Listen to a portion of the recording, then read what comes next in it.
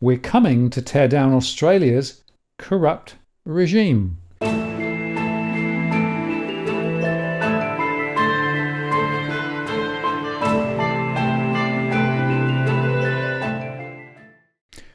Martin North, John Adams in the interest of the people. Hello, John. We're back. We are back, Martin. And let me say to the establishment, we're coming. A couple of interesting things, Martin. So it's been almost 3 weeks since we recorded our last show, and a lot is happening behind the scenes. Lots of interesting twists and turns in this whole ASIC saga. And hopefully, in due course, we'll be able to reveal some big news on multiple fronts. But today, I want to talk about, Martin, what I think is the most exciting data set in the entire country. And, we're recording today on the 14th of September, and there's a lot of people across the country focused about the Voice. And, 1 month from today, we're going to go and have a referendum. Now, the polls are saying the referendum is basically doomed. And I don't know your view about the Voice, Martin, but it was clear to me early on that they were selling a fraudulent product. They didn't fully reveal what the Voice was all about at the very beginning. And now, as time has gone on and more detail has been brought to light, more Australians are turning off the concept of the Voice because it's not about recognition. It's beyond that. And this is only one step in a broader agenda, which most middle-class Australians don't support. And Albanese and the government wasn't completely upfront with that. So we're going to spend $100 million on a completely wasteful exercise. And all the polls are basically saying that there's no chance they're going to get a majority of people in a majority of states. And yet that's what the nation is focused on. But there is something happening in Canberra, which I think is very exciting. And that's what we're going to talk about today. It's called misdirection, John. Don't look over here. Look over there, right? And I think there's a lot of that going on at the moment. And certainly the latest that we're going to talk about today is a really, really big deal. It's interesting, of course, when we were off air on IOTP for the last 2 or 3 weeks, there were a few people saying, "Where's John Adams gone? Has the deep state got him?" Well, precisely. So there's only a comment in the last 2 days. Someone said, "Where's John Adams? Has the deep state got John Adams? Has there been some sort of hit?" No, the hit is actually coming to the deep state. And so what we're going to talk about today, Martin, is the statistics from the National Anti-Corruption Commission. So, Martin, we did a show in June of this year, and we talked about how there was less than 30 days to expose political cover-ups. Well, the National Anti-Corruption Commission has opened its doors, and it opened its doors on the 1st of July. And so we're now 2.5 months into this new era of a federal anti-corruption commission. And the interesting thing about the NACC, Martin, is that every week they publish statistics about how many corruption complaints they're getting and what are they actually doing with those complaints. And we're going to go through these statistics today because the volume is very aggressive. There's a lot of allegations coming out of the woodwork. I think there are massive secrets right across the federal government, not just in terms of Parliament, but deep in the bureaucracy in some of these agencies like ASIC. And I think we're going to see some very interesting and shocking things over the next 12 to 24 months. But I think the most important data set that is happening in the country that's going to have a real big impact to a lot of people is what is happening at the NACC. And as we get through today's data, it's very exciting. And what I'd like to do, Martin, as we go forward is actually update the audience every week, because once you look at this data set, you're going to realize that there are people inside the public service who have been corrupt for too long. And now the deep state is actually being exposed, both, I think, from within, but also from without. And we're going to see some big names fall in the next 2 years. Yeah, and just to be clear, it's the National Anti-Corruption Commission we're talking about here, for those who haven't caught up. And it is a very, very important forum that's been created, and it's got real teeth, and it's holding people to account in Australia probably for the first time in a generation at least. And I've held the view for quite some time that some of those public servants in Australia are able to sort of play around the edges and not necessarily be totally frank and upfront and honest about things, and a bit of misdirection going on and all those things. So we'll be able to explain what corruption is, but also this data, data's power. And boy, there's a lot of things coming through. I wonder whether they've geared up sufficiently to be able to handle the volume of inquiries. I also make one other point, John. So far, there hasn't been much coverage in the media, and I think that's an interesting observation. Maybe the Voice has got in the way, but for me, this is a really big and important headline story. Well, interesting. You should just make that point, Martin. In the last couple of weeks, I've been on the phone with politicians, journalists, political scientists, academics. I'm close friends with a professor at the University of Wollongong, and I said to them, there's a political revolution happening via this National Anti-Corruption Commission, and this is the biggest political story going around. And like you say, I think there's too many people who are distracted with the Voice and a whole bunch of other issues happening out there. And there is something happening underneath in terms of people's feet. So we're going to get into this today, Martin. And so now what I just want to do at the very outset, Martin, is just explain the process of this National Anti-Corruption Commission. And then once you understand the process, then we can get into the data. So Martin, if we can go on to slide 1. Now, basically, there's a very basic process in which you engage with this National Anti-Corruption Commission. Step 1 is you make a referral. Now, members of the public, like you and I, Martin, can make what they call a voluntary referral. And then under the legislation, there's a concept called Commonwealth agency heads. And there's a certain group of people who are defined as such, parliamentarians, heads of government departments, etc. They have a mandatory obligation to go to the NACC when they suspect corruption. And if they don't report suspected corruption, they themselves are corrupt. Now, former New South Wales Premier Gladys Berejiklian was found corrupt by ICAC because she did not report Darryl Maguire, who the evidence showed she suspected was corrupt. So the cone of silence, the ability to look the other way, which has been one of the hallmarks of federal political culture, it is now illegal to look the other way for parliamentarians and for senior public servants. So, and the fact that this cone of silence is now illegal, I think that's going to be a big game changer going forward. So I think that's one. The other point I just want to make, Martin, is that, and just we didn't touch on this point before, across Australia, we have anti-corruption commissions at the state and territory level. But the reason why the Federal Anti-Corruption Commission is so important is that there are parts of the federal government which has been untouched for a long, long time. And some of these areas, like, for example, relationship between ASIC and the banks, ASIC and the stock market, in terms of the Department of Defence and defence contractors, issues related to immigration, and obviously welfare reform, etc., and social services. There's a whole bunch of areas where there's a lot of powerful people and lots of public money being involved, and lots of legal power being used in certain areas. And none of this has been touched ever in the context of a corruption probe. So the fact that this stuff is now, for the first time in Australian history, on the table, particularly agencies like ASIC, that I think is going to be a game changer. And we're going to see types of corruption which have never been known to be corruption are going to be exposed. If you look at state governments, Martin, what's the typical type of corruption you see at state and territory level?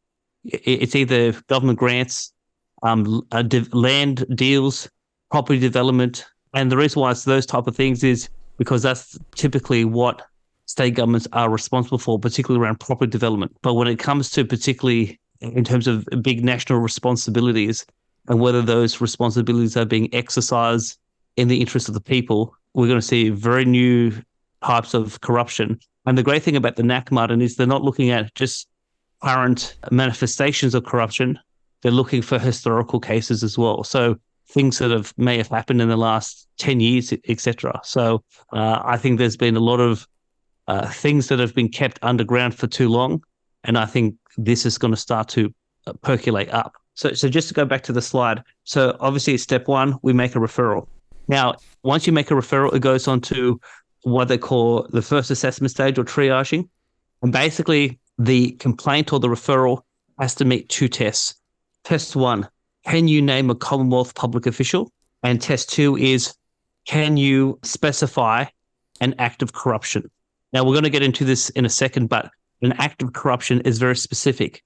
There are 4 types of behaviour which is defined in the Act, which was passed by Parliament last November, which Parliament has defined to be corrupt. So if you can't name the individual and you can't name what that individual specifically has done, and specifically say that that specific act is corrupt, you're not going to get past the first assessment stage. And then if you can get past the first assessment stage, then you get onto the second assessment stage. And what the NACC is going to do there is they're going to ask the question whether they should investigate. And if they should investigate the alleged corruption, how should they investigate? And that's basically what happens in terms of the second assessment stage. Now, Martin, if you go on to slide 2, once you get to the second assessment stage, the NACC has the ability to either refer the matter to someone else other than the NACC. The NACC has the ability to not investigate if they so choose. They have the ability to start what they call a preliminary investigation. Basically, request a whole bunch of information to be able to dig in further into the allegation, to sort of kick the tires and see whether this is something worth launching a full-blown investigation. And then obviously you have the full-on official investigation. And that's the basic process that the NACC is going to go through. And we have data about where the NACC is up to right throughout this whole, in terms of this process chain. Right. So it's a fairly formal set of processes, John, isn't it? And it's quite well defined. And there are certain hurdles you have to cross to be able to move forward. But it also means that you've got quite a good set of guidelines as to how to think about getting a submission sort of through the system. And I think that's really very important. Yes, correct. Now, Martin, obviously, before we started recording, you were asking me the question, what is corruption? Who defines corruption? And I said it's defined in the Act. So even though we covered this in our show back in June, why don't we go back to a couple of slides that we used then, and just to give people a bit of a refresher. So if we go on to slide 3, so the part of the legislation which defines corruption is Section 8 of the National Anti-Corruption Commission Act 2022. And Section 8A basically says, if you do anything to compromise a public official, then you are corrupt. So you could be a public official, you could be a private citizen. If you do anything, or even if you attempt to compromise an official, you are corrupt. And what's the obvious way of corrupting a public official? Bribery. So if you offer a public official a bribe, then you are corrupt. And that's the first type of corruption, or first act of corruption defined in terms of the legislation. Now, if we go on to the next slide, so we got Section 8B, which is conduct which constitutes or involves a breach of the public trust. So what that basically means, Martin, is public officials are given certain powers, and those powers have to be used for a proper purpose and consistent with the law, and consistent basically with public expectations and what Parliament expects. So if you misuse your power for an improper purpose, that is what could be defined as a breach of public trust. And very recently, in the last couple of weeks, Senator Shoebridge from the Greens has defined a particular example that he says is a breach of public trust. And it's fascinating because this type of behaviour is rife throughout Canberra. And we'll get into that in a second. So Section 8C is if you do anything that constitutes an abuse of your office. Now, basically, if you do something and you're trying to get a benefit for yourself, or if you're trying to improperly cause detriment to someone else, well, then you've abused your power by engaging in an improper act, which you either try to hurt someone or you try to line your own pockets or line the pockets of your friends.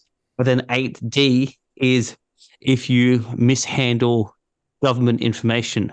So if you sell government information or you unauthorized access to information, whatever the case may be, it doesn't even have to be classified, even if it's unclassified, but you've given access to someone outside of the government on an improper basis, that could be an act of corruption. And so these are the four types of behaviors that the Parliament has said is corrupt. So if anyone is thinking of going to the National Anti-Corruption Commission, whether you are within the public service today, whether you are a former public servant, or even if you're a private citizen wanting to go to the NACC about a specific public official and what you think is corrupt, you have to tie it back to one of these four behaviors if you're going to be able to get past the first assessment stage, just like we did in how we looked at in the previous slide.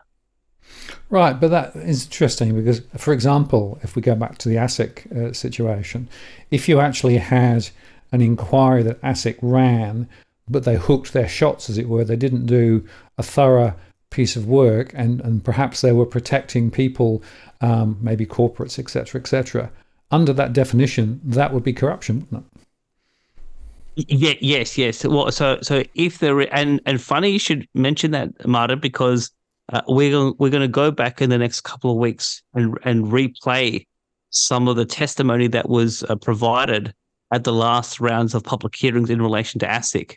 And some of these investigations, some people have alleged, were not done thoroughly by ASIC. So the question is, if ASIC does an investigation and it's not thorough, and they've allowed certain people to basically escape prosecution. So the question is, well, why? Was it incompetence, or was it a deliberate attempt to protect certain people? If it's incompetence, well, that's not corrupt.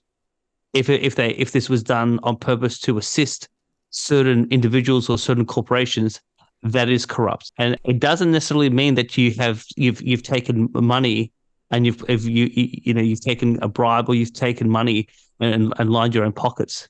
Not doing your job and trying to protect certain people, that could constitute corruption. And obviously, even if we think in terms of the Banking Royal Commission, there was a whole host of behaviours that was exposed in relation to APRA and ASIC and some of the other public entities in relation to the banks that raised a lot of eyebrows.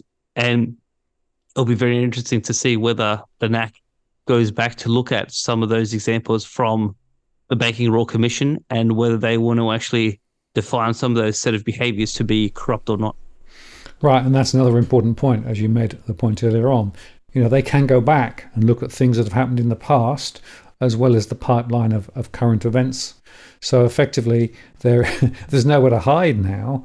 I wonder how many public officials are now getting a bit twitchy. Well, I don't want to breach confidences, Martin, but one amazing story that I will reveal is there is someone in Queensland who contacted me in the last fortnight. She is 78 years old. She went to the NACC on day one on the 1st of July. At 78 years old, she hired a law firm to draft a document alleging corruption from 1991. So when she was 48, she suffered harm due to what she says was corruption by a particular government agency. And she wanted to at least put her experience to the NACC as well. So the interesting thing in terms of this example, Martin, is when I first heard about this, I thought, well, now in terms of the submission that was given to the NACC, so I've read it. It's a very shocking document. So initially I thought, well, 1991, surely it's too old for the NACC to do anything about it. But so the only thing I can say is the NACC hasn't dismissed the complaint. The NACC has basically asked for more documents, more legal records, and they are taking it very seriously. So even things that date back 30 years or 32 years back to 1991, at least one person has gone to the NACC on that, and they've asked for a whole host of additional documents so they can get to the bottom of those set of allegations. So who knows? There could be all sorts of stories that people are willing to raise from the last 30 years and put it before the NACC, and we'll obviously see what the commissioners want to do with those sort of historical cases. But now, Martin, now that we've defined the context of how does the NACC work and what is corruption, now we're going to get into the really interesting part of the show, because we're going to get into what has happened at the NACC in the first 10 weeks. So if we go to the next slide, what we can see is that in 10 weeks, the NACC has received 908 referrals. So slightly less than 100 a week. But you think to yourself, Martin, there could be 180 to 200,000 civilians working for the federal government, and then you've got the uniformed military on top, which could be 50,000. So the entire jurisdiction of the NACC, you could be looking at close to 250,000 people, obviously out of a population of 26 million. And within the first 10 weeks, you've already got 908 specific people who have been named, or 908 referrals of people who have been targeted and said that these people are corrupt. Now, are these current people? Are these historical people? Obviously, I've just given you one example of someone who identified someone corrupt from 32 years ago, but I think that's a very unique a unique circumstance. But I think there's a whole host of people in the regime at the moment who are going to be exposed to be corrupt right across the board, and this is, I think, going to be very interesting to see who was corrupt. Well, what was the corruption, and obviously how many people fall throughout this process. Absolutely. Remarkable number. And it's interesting how it started out high, which you'd expect, and then it drifted down, but it's been now accelerating again. And my hypothesis there, John, is that as more people are getting to understand what this entity can do, there's more coming out of the woodwork. So I would be unsurprised to see this number go well north of its current level. So the really interesting thing, Martin, in terms of this particular slide, is very much like I said, in July, there was a flurry of complaints coming from all sorts of quarters. And then as we get into August, it started to peter out, which is something that you would think there was initial flurry, and then it would start to die out, and then you'd get into a bit of a consistent pattern. And so 5 weeks ago, during that week, there was only 37 new corruption referrals. And then the last 5 weeks, it continues to grow. We went from 37 to 41 to 73 to 75. And last week, 95 new complaints. So the fact that we're now seeing a substantial amount of growth week to week of more and more people coming forward and saying these people, these entities are corrupt. We are seeing a very strong and silent revolution happening, and the amount of volume going forward is absolutely phenomenal. And I know, Martin, that there are people out there who are preparing their own complaints, and they've obviously wanted to see what's happened in terms of this NACC. So while this NACC has received a lot of complaints so far, there are people who are in the process of getting their house in order, and they're going to go forward in the next 2 or 3 weeks. So there's absolutely more and more volume coming forward. And obviously, the other interesting thing, Martin, is that I think one of the interesting things that I'll be looking at, if there's any published data, is the NACC is receiving all these complaints, and they're going to start to see a bit of a pattern, which parts of the public service, which agencies, if there's any specific pattern around certain individuals. And that's going to be a very fascinating set of events to see where are the corruption pockets coming up, and what are you going to do about it. Now, I guess the controversial thing that I can reveal, Martin, is that I'm aware that there are at least 8 referrals that have either been lodged or in the process of being lodged in relation to ASIC. So and some of these stories have come up in the course of the inquiry. And so it's going to be very interesting to see in the ASIC story how many referrals go forward. So I know of 8, but obviously it'll be interesting to see if there's referrals from within ASIC if there are former ASIC employees who have something to say. But no doubt there are other people who have been aggrieved by ASIC and those episodes of whatever happened. The question is those set of behaviors, what was driving those behaviors, and do they meet the definition of corruption as we've gone through just in some of the previous slides? Right, absolutely. And it's worth, I think, saying, John, that, the 900 and whatever it is, that number and growing, I haven't seen any media reference to that total volume, which is interesting. So I wonder what's going on there. Well, the thing is, anytime I raise these numbers with some of my sources, they are unaware that these numbers are coming out week to week. So because I've been tracking these numbers very closely, I'm aware about this data set, and I've created a spreadsheet and collecting these numbers every week that they come out, usually either Tuesdays or Wednesdays. And so I think this is a very powerful story that a lot of people are not aware of, but it's definitely going to emerge, particularly once we get through the voice, and people will think, well, what is the next big sort of story in terms of federal politics? I think there's going to be more and more people turning their attention in November, December to this NACC, because we're going to start to see some, I think, fairly large announcements. Now, Martin, if we go on to the next slide, the really interesting thing, so you think to yourself, 908 referrals in 10 weeks, that sounds like a lot. Here's the interesting thing. Only 11% of these referrals relate to things that have been well publicized in the media, which means that the overwhelming majority of things that have been referred to the NACC to date are things that that the public really doesn't know about. I have no doubt there are things that have been kept well under wraps for a long time, and obviously some of those individuals who have maybe in a workplace that is corrupt, maybe they didn't have the right process or the right avenue to expose the corruption, particularly because of the risk of blowing the whistle. Well, now that we have this new avenue to expose corruption within the public service, I have no doubt there's a whole bunch of people who have been sitting on secrets for a long time who now are able to make anonymous referrals to the National Anti-Corruption Commission.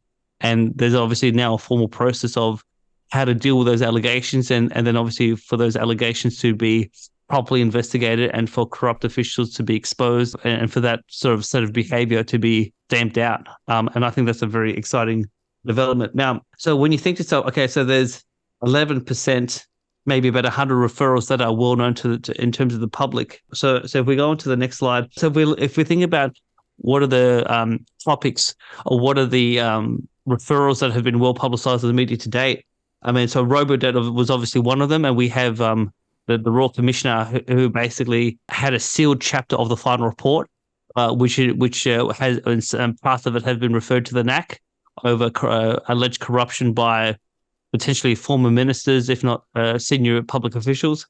You've got obviously Senator Reynolds said she was going to refer the Brittany Higgins. I think it was a seven-figure payout to Brittany Higgins that was going to be referred to the NACC. PwC, the secret ministries by Scott Morrison, naval warship acquisition, Stuart Roberts and his ties to Synergy 360, sports rorts, community health and hospital program, which was a controversial program under the Morrison government. The land acquisition, Badger's Creek, in relation to the city, Sydney Second Airport, they paid 10 times what the land was worth. And there's been big questions about that whole transaction. There's certain contracts in relation to detention centres at Nauru, and then obviously water contracts and that whole very murky area around water rights in regional and rural Australia. So these are 11 issues which the media has said have been referred to the NACC. And so these obviously have been well publicised. And so no doubt there'll be findings of corruptions in some of these examples. But beyond these 11, there's a whole bunch of other things which are out there in the ether, which, Martin, you and I probably don't know about, which is going to be very fascinating to see what those stories are and how many of those stories will will get to the point of full-blown investigation and who will be found to be corrupt. And I find it fascinating. They're going to look down that list, John. There are lots of different agencies and entities across government that are actually touched by those referrals. So it's a very broad church, isn't it? From robo-debt through to warships, through to land acquisition and water contracts. So no corner of government is actually escaping. No, precisely. And because and the other thing is, obviously there was a lot of very shady things that happened under the coalition, particularly in relation to Scott Morrison's government. So I have no doubt that there will be a whole host of very interesting things that will be investigated in terms of the former government. So, Martin, if we can go on to slide 10, I think the really interesting thing in terms of this particular slide is that there was a $46 billion acquisition of ships, which the procurement process has been slammed by the Auditor General in two major reports. And Senator Shoebridge has referred the Defense Department to the NACC over this whole process. Now, the reason why is the following. So this is the quote from Senator Shoebridge. It says, quote, "This isn't a case of corrupt individuals or bags of cash changing hands. It's about a public process that has been brought down to produce a predetermined outcome." Now, Martin, you and I have talked about this issue over the years, and I'll allow you to elaborate. But one thing that you've said to me, given that you've grew up in the UK and you've come to Australia, Australia is one of the best countries in the world of going through a process when the process was never legitimate. The process was just to show or just to pretend that things were properly done, but there was always a certain outcome that was that people had in mind, or that they had a predetermined outcome. So I've seen this, having been a former management consultant at a Big Four accounting firm.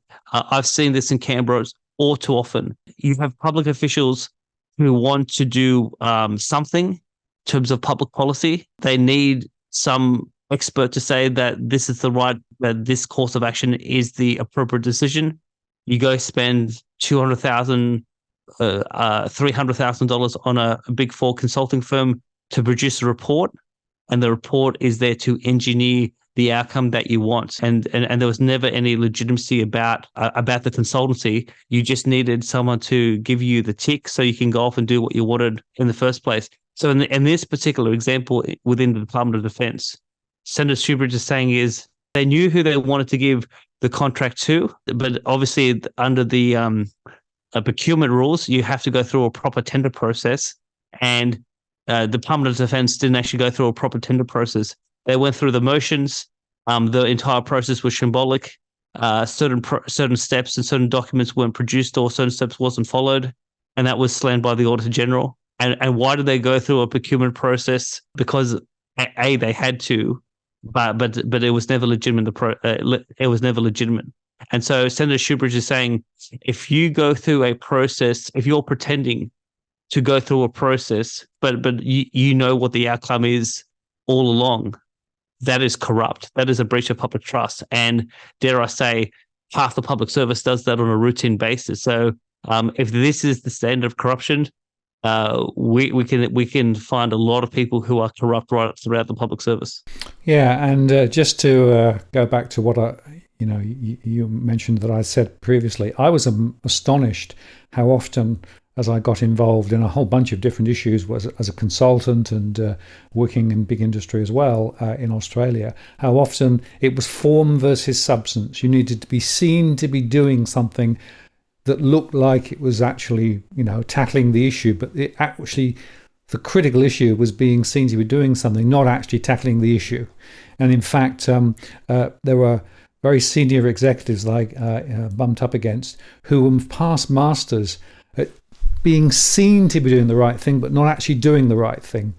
And I think our political system is rife with it too. So to my mind, it's a bit of an Australian disease, not exclusively Australian. I'd add it's also true in the UK as well. But I came from the UK to Australia, and I was immediately shocked but just how often it was form versus substance. It seems to be very much an Australian problem.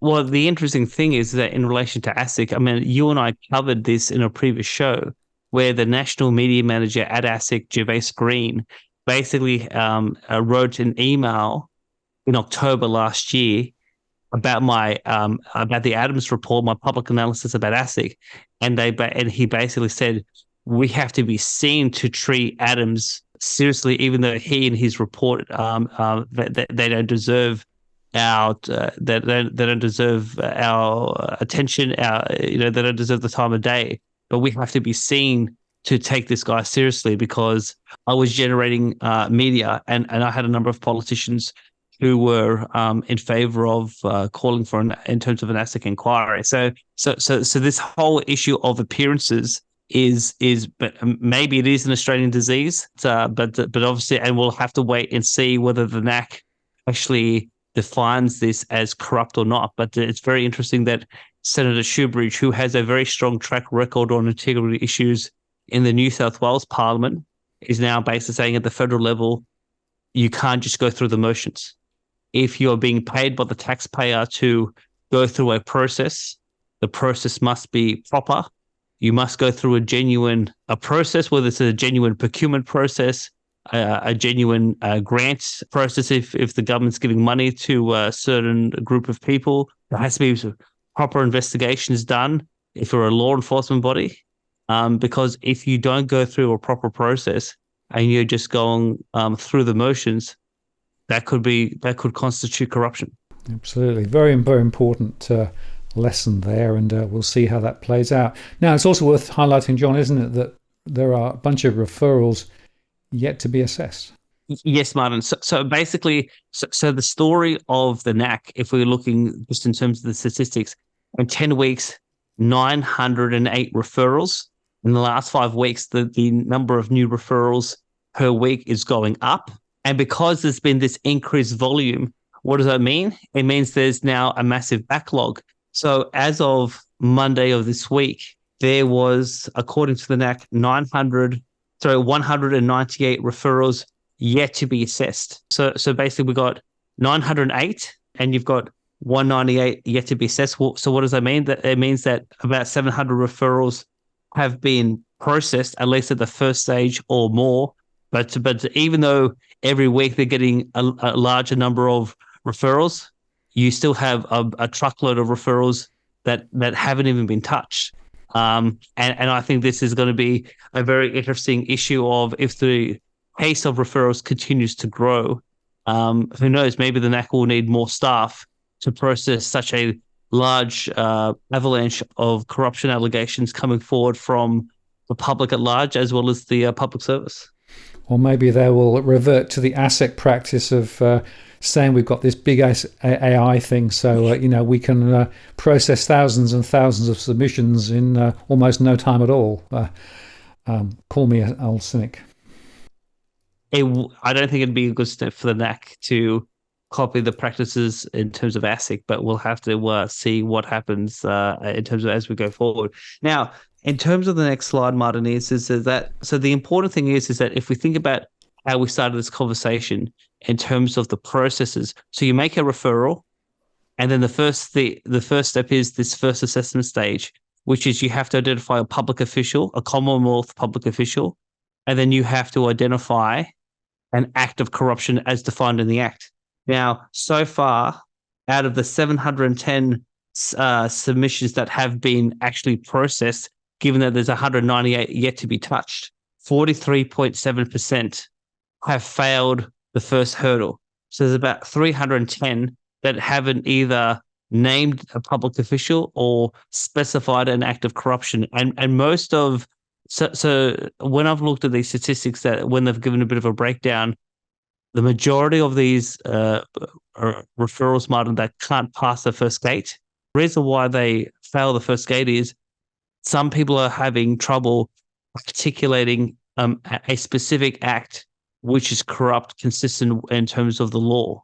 And so maybe there's plenty of guidance on the NACC website, but if you are thinking of making a referral, if you are or if you're working on something, or if you know some information, being very clear about the type of behavior you're identifying as corrupt, and then trying to link it back to the legislation, that will give you the best chance of making sure that your complaint or referral is actually able to pass the first gate and actually be investigated by the NACC in one form or another. But so far 43.7% hasn't been able to get through the first gate. So that means basically there's about 400 referrals that have been able to get to at least the second stage. And in terms of those, the question then becomes is, how many matters do those 400 referrals actually refer to? So Martin, if we go to the last slide. So as of Monday of this week, here is the snapshot that the NACC is basically saying is, so of these 400 referrals, which are still, that have gone through some sort of process or going through a process at the moment and haven't been rejected. Now we've got 150 referrals still going through stage one, which is they're trying to assess, is there an act of corruption? Has a public official been named? There's 145 referrals now at stage two. And Martin, I think this is important, because what this is saying is, in terms of this yellow box, is there are 144 specific complaints where the NACC accepts a specific person has been named and a specific act of corruption has been defined.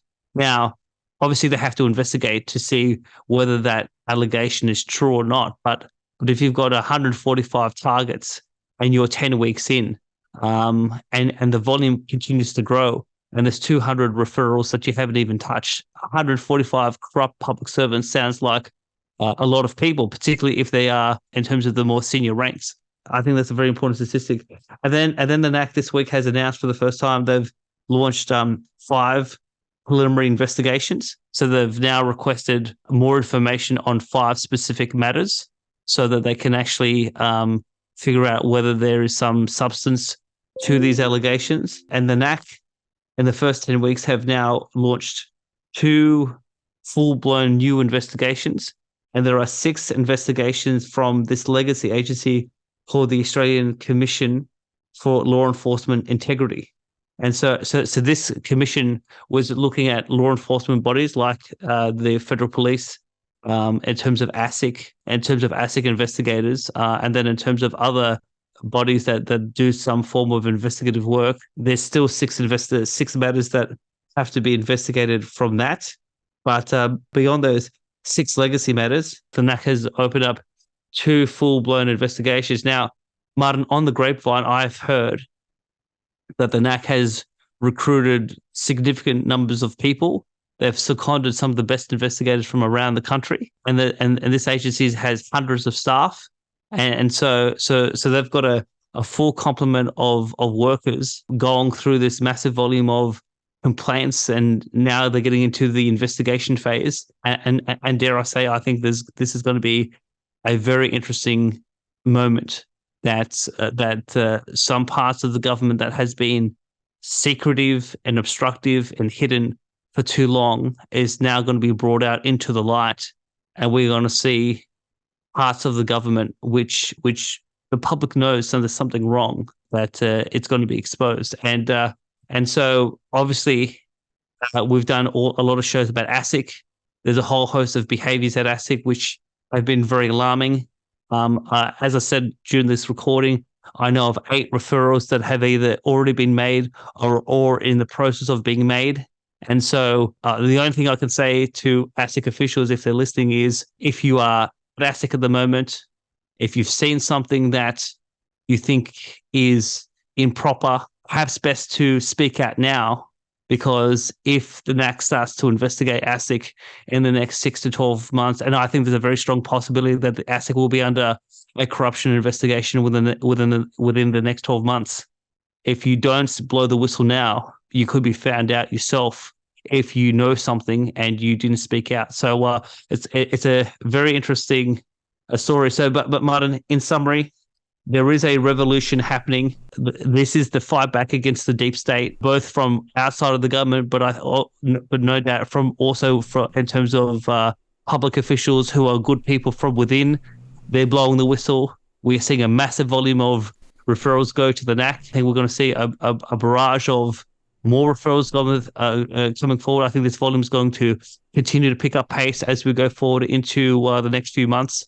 And I think this is the most promising sign that we're going to start to see parts of Australia that have been rotten for too long finally get cleaned up. Well, let's hope so, John, because of course it's a really, really important issue. And I have to say, I sort of chuckle at the idea of public servants maybe having their conscience prick them, because of course, if they know something, they have an obligation to disclose it, right, under this legislation. So they can't just look the other way and say, I didn't see it, right?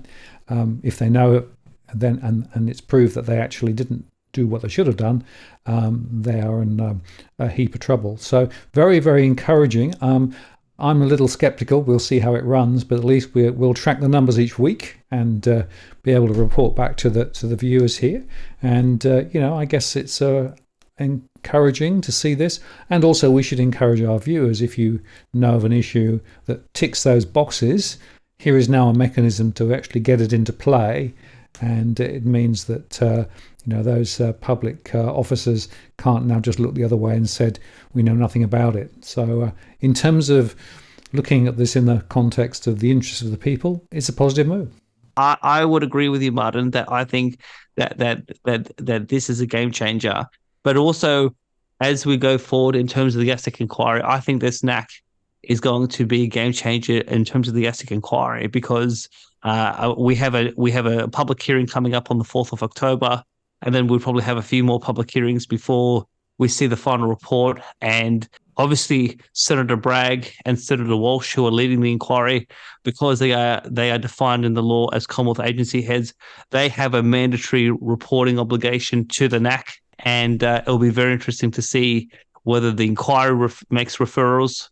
But some of the witnesses and some other people who have engaged with ASIC in one form or another, a number of these people are going forward. A number of people are preparing submissions ready to go forward. And it's going to be a very fascinating thing, both on the ASIC front, but also across the public service. And if you are a public servant who has done the wrong thing, chances are that your time is soon coming to an end. I know, Martin, that you slightly expressed some skepticism, and sometimes you have to wait to see if a new agency or a new venture is going to actually bear fruit. But I'm very hopeful that something positive is going to come out of this process, and Australia is going to become a place with a better government as a result. Let's hope so, John, in the interest of the people. Indeed, indeed.